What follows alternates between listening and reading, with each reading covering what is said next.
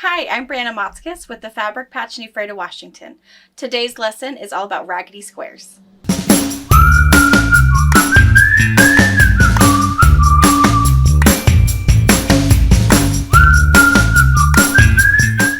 Alright, so raggedy squares is a really cool technique. It was one of the first things I did quilting wise. I have always shared a sewing room with my mom, and so before I could get a job and afford my own fabric, I was left to the scrap basket. So this was one of those things I did, and everyone has really liked it. We have done it as a Zoom class in the past, and we've decided now to make it a free tutorial for you guys.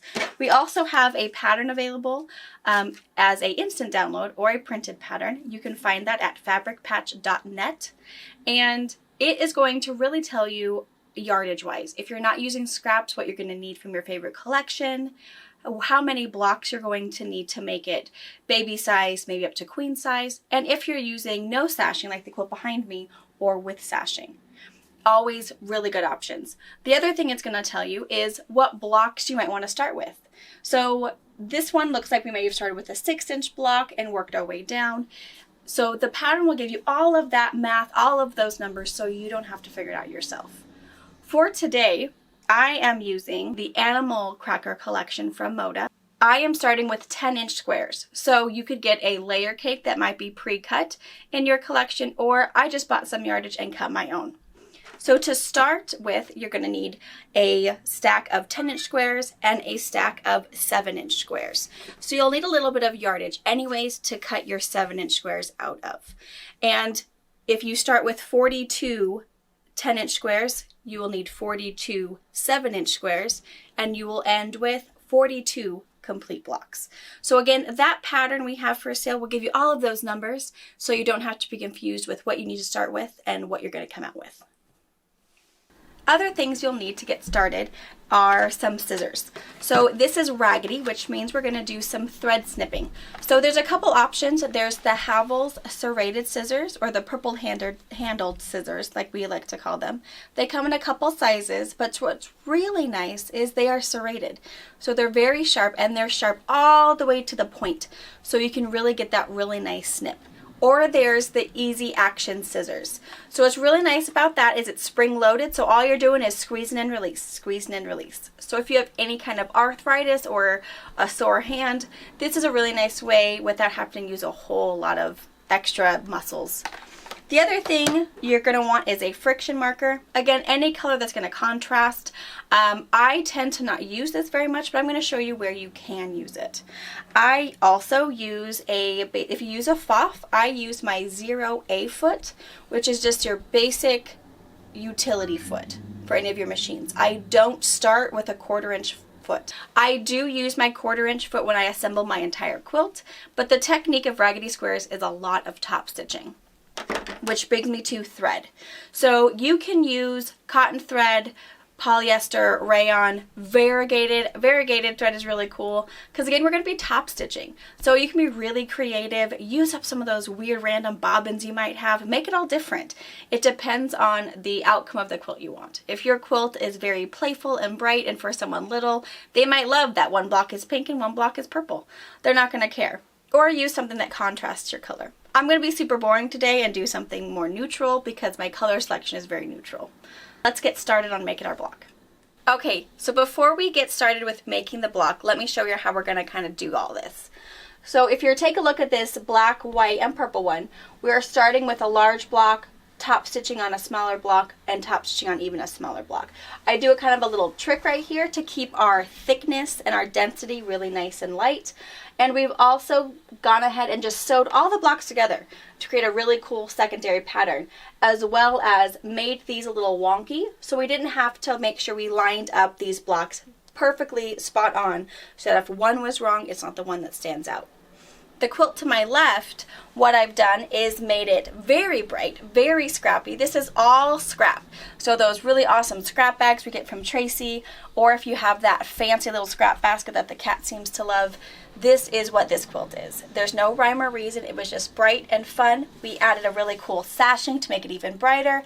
And this one constructed the same way, but they are lined up, so it's very square. So I'm going to show you both ways and how to accomplish the quilt that you're going to love. So the first thing we're going to do is we're going to take a 10-inch square and we're going to find the exact center of this block. This is where the friction pen would come in. If you feel like you want to take a ruler, measure over 5 inches, draw your line, measure up 5 inches, draw your line, you can do that with your friction marker. Keep in mind, every time you hit your friction marker with the iron, it will disappear on you and you'll have to re-mark those lines. How I like to do it is fold our 10-inch square in half, match those lines up, and in half again. If you are using a pre-cut layer cake 10-inch square pack, you might have serrated edges. What you need to know is you just have to be consistent in your folding. Are you lining up all of those little pinked edges, or are you lining up those straight edges? Whatever you choose, just keep doing that for your entire quilt project. So what we're going to do, fold it in fourths, and then we're going to hit it with the iron. And what we're going to be doing is creasing our edges versus marking our line. And then what we're going to have are these perfect little creases to mark our center. Then what we're going to do is set that one aside, grab a 7-inch square and do the exact same thing.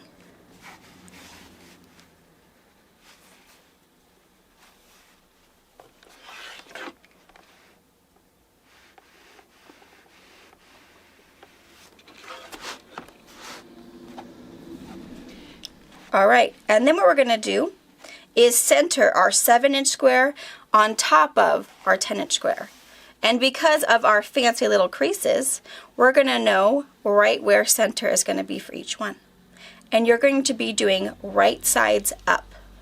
So it's the right side of our 10-inch and the right side of our 7-inch. And line up those creases, and we know that our 7-inch square is perfectly centered into our 10-inch square. Then we're going to take this to the sewing machine and we're going to top stitch the 7-inch square onto our 10-inch square. Alright, so we have our little utility foot on here. I've got my IDT and my FOF machine attached, so I'll have that even feed. And I start in the middle of a line. It doesn't matter what side you start on. I like to start in the middle because I know I can spot on a line. I can't necessarily spot on a corner. So I like to start somewhere on a side. And we're just going to, again, top stitch.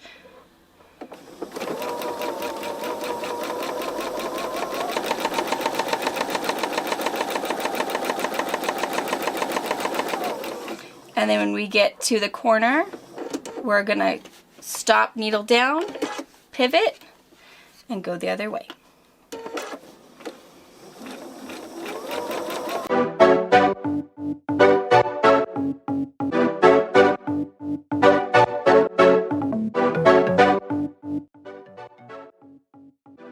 And then on your last turn, this is where we're going to be connecting.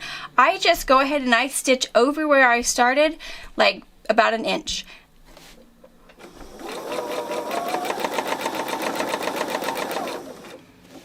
And then I cut my thread. I don't back tack at this section because stitching over my previous stitches are going to help lock in all of those stitches. If you feel like you'd like to back tack, that is up to you. Couple quick things. So some of you may notice that when I was pressing my blocks into my fourths, I didn't worry about pressing the center. What I was most worried about were my edges, because instead of having to lift this up, making sure that was spot on, putting it back down, lifting it back up, I wanted to make sure that everything was lined up on the outside, and then that ensures that that center is lined up. So if you notice that, that's my little trick in pressing just the outer corners. But make sure you press a good, I'm just going to bring one of these in here. Make sure when you're pressing either your 7 or your 10-inch, you're pressing at least, if my hand is my iron, you're pressing a whole lot. Because you want to make sure you've caught this about 2.5 inches worth of 10-inch square. Otherwise, it's just a guessing game between that little press and this press. To make sure you get a good press, if you press into the corner, awesome. No trouble if you press the whole side. Other thing, when you're top stitching, a couple things, if you are really creative, this can be a decorative stitch. Keep in mind with the decorative stitch, it's going to take you a little bit longer, but it's going to create a little added extra fun to your quilt throughout. Or even if just a few blocks have a fancy stitch because it's a ballerina fabric and you have a little ballerina you're making it for, you could do something really, really cute top stitching on top of a ballerina fabric.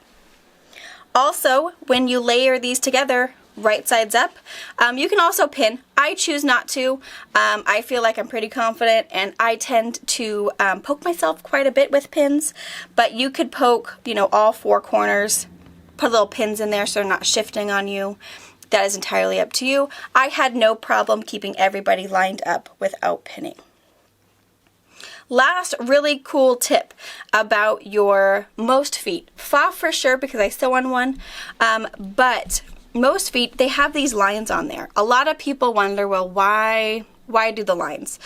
So a couple of the lines, that very first line indicates where your needle is going to stop. This second line is where you should stop your fabric to be able to pivot at a perfect 1/4 of an inch. So if we're sewing and we're just chugging along, we're gonna stop our needle down where that red line matches the edge of our fabric. Then you're gonna put needle down and you're gonna pivot your fabric. I'm gonna pivot my needle, but you guys know pivoting fabric. And then you'll be a perfect 1/4 of an inch. So those lines are also guides. So keep that in mind when you're sewing. Check out those feet. Use the foot that already has the mark for you to make this even easier and even faster. So what you're gonna do is you're gonna sew a whole bunch of these bad boys together. And then we're going to sew on the 3rd square. So now we're going to sew our little square on top of these 2 squares that we've top stitched together. So optionally you could take a 4.5 inch square, just plop that bad boy on there and top stitch him down. However, this is where all the added bulk is, and you'll see when we cut these apart and sew our block together, it might get in the way. So what I do is I pinch my 7-inch square and my 10-inch square and pull them apart so that I am sure I am not cutting into my 7-inch square and only that back 10-inch piece. So what we're going to do is pinch those apart. We're going to take our handy dandy scissors of choice. Again, when they are sharp all the way to the point, it's going to be important because we're going to make a little nick right on the outside edge, because we want to cut about a 1/4 of an inch from that top stitch. We still want a little bit of a seam allowance, but instead of cutting from the center, you know, and making our little circle, we want to use this bit of fabric. So we're going to make that little nick and we're going to cut about a 1/4 of an inch all the way around.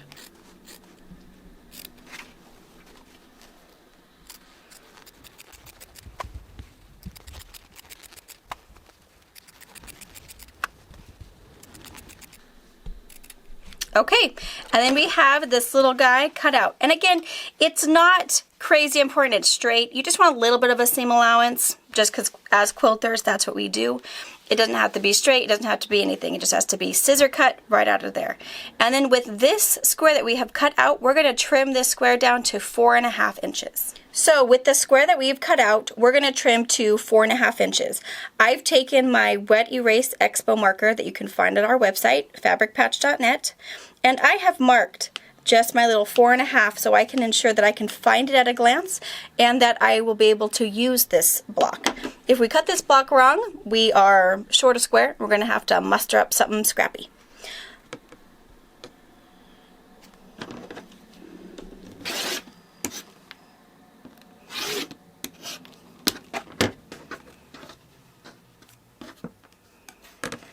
And then with that line, with my expo marker, I can just automatically see there's 4.5, there's 4.5, and a perfect cut.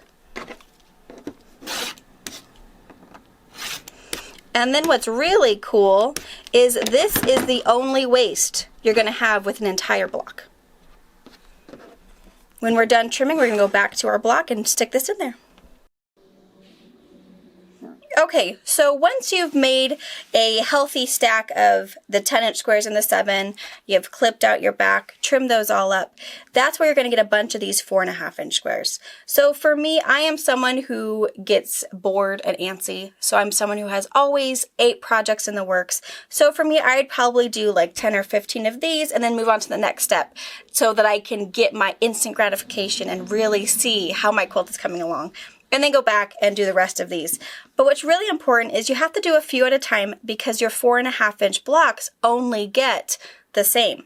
So if we were doing one at a time, all of our blocks would be, you know, color A, color B, color A, which is very cute, very bullseye.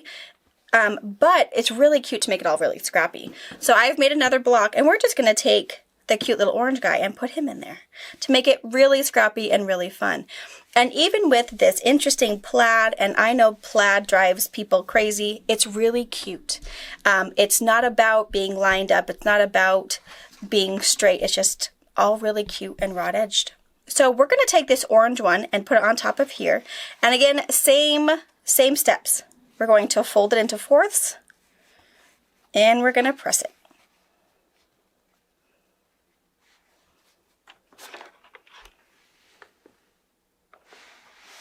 We're going to get those perfect little creased points, and we still have them here because we haven't pressed this block yet.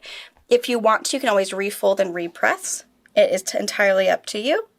And we're going to line up my creases of my 4.5-inch block with the creases of everybody else.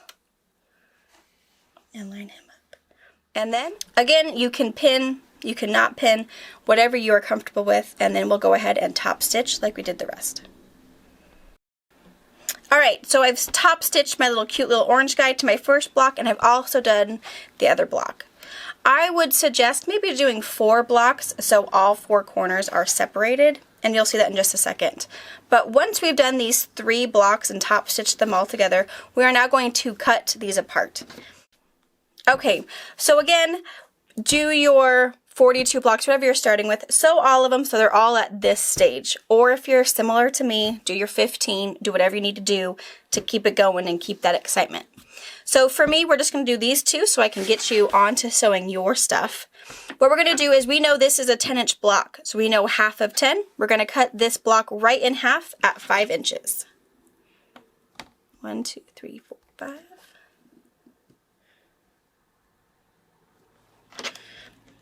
And cut in half. And then what I do not even move my block. I just twist my ruler and measure up 5 inches. 1, 2, 3, 4, 5.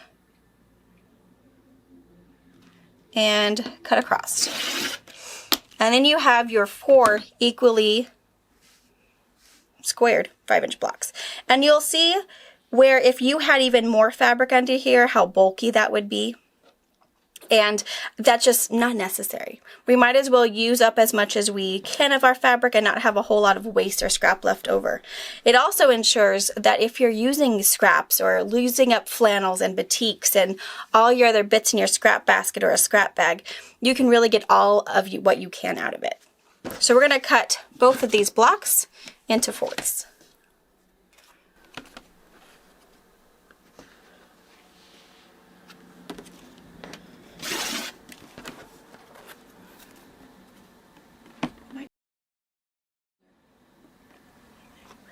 And I'm using my Quilter Select non-slip ruler. It has this really cool magic on the back. That means it does not slide at all on my fabric. It only moves with the fabric. So it really ensures that I'm not going to slip when I go from left to right or bottom to top. Once you have everybody cut, I have this tiny little nick in here. We're going to have to change this. What you're going to do is now you're going to shuffle all of these up. So the more blocks you have, the more options of 4 different everythings in each block. For my case, I only have one other one. But still super cute. You have this. But again, the more blocks you have made at one time, so again, if you have all 42 done, and then you're going to make them all, you can then do some shuffling. Alright, once we've overthought all of the layering and who's going to go where and who's next to who, we're going to go ahead and take this to the sewing machine and piece together our basic 4 patch. Do not get stuck in the lining up all these raw edges. You'll be impressed because of our pressing in the very beginning, finding those centers. Those are going to line up. Two things I want to show you real fast is one, when we are sewing our four patch together, go back to your 1/4 inch foot. I only use that utilities foot. And all that does, I should probably tell you why I chose that foot. The reason why is it just gives me more space right here for a bigger raggedy edge. You can totally use your 1/4 inch foot right here. It just gives you a tad bit smaller to do raggedy. It's entirely up to you. If you'd rather keep this 1/4 inch, go for it. But I've changed to a 1/4 inch to sew my blocks together, and what I do is when I'm sewing with my 1/4 inch foot, I'm chugging along, and then after I come off the edge of my first block, I put my needle down and I butt up my second block right underneath my presser foot there and continue to sew. What that does is it gives me this little thread pin right here. And what that does is ensures that these blocks stay together, so I know that these four will always go together. It's a trick for chain stitching. And then what you're going to do is at that little thread pin, you're going to go right sides together, and you're going to nestle that seam so you have a perfect point in the center. So now we have our far patch sewn together, and you'll see they just kind of line up perfectly because we were so tedious on our centering in the beginning.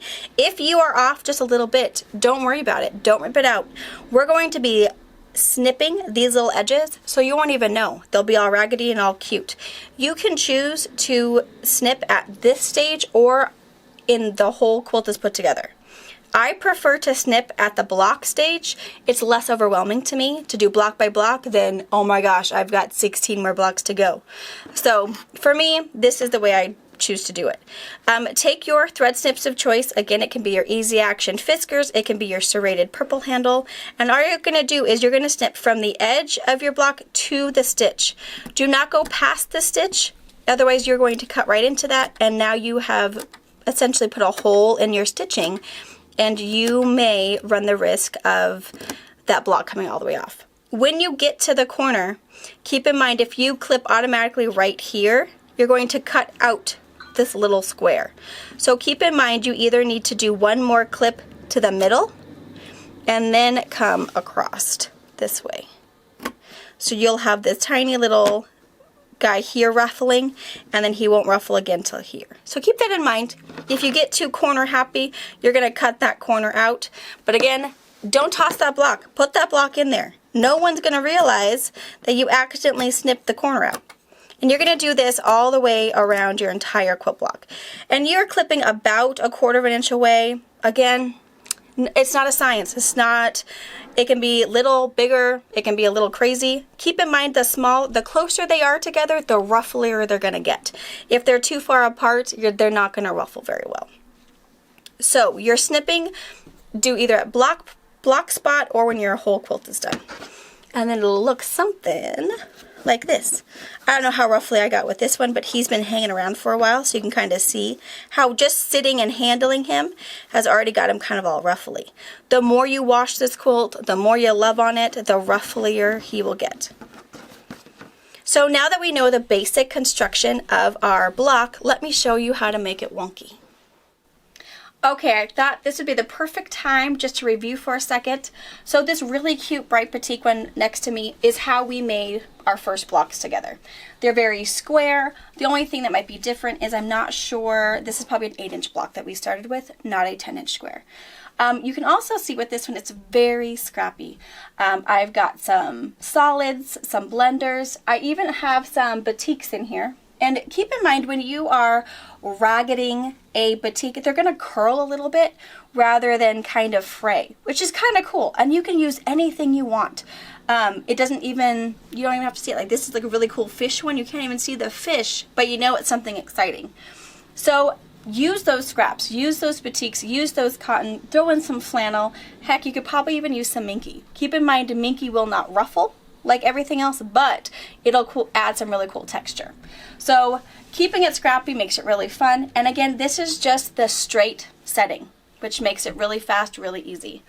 Now to the right, my black, white, and purple one, she's my wonky one, where it did not matter if I was sewing straight, it did not matter if I was really making sure those blocks were centered on each other, and it looks just as cute.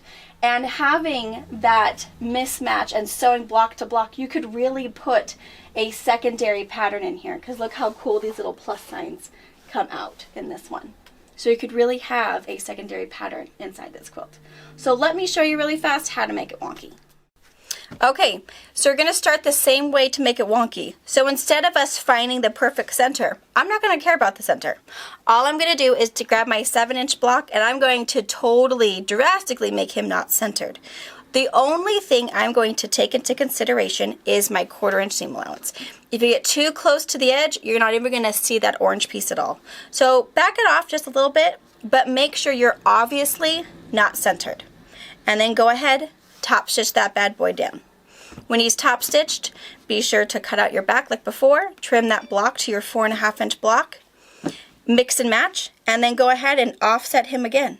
Keep in mind, we already know we're going to see him, we're going to have a top stitch, so you can get as close to that top stitch line as you'd like in any of your 4 corners, or put him in their center.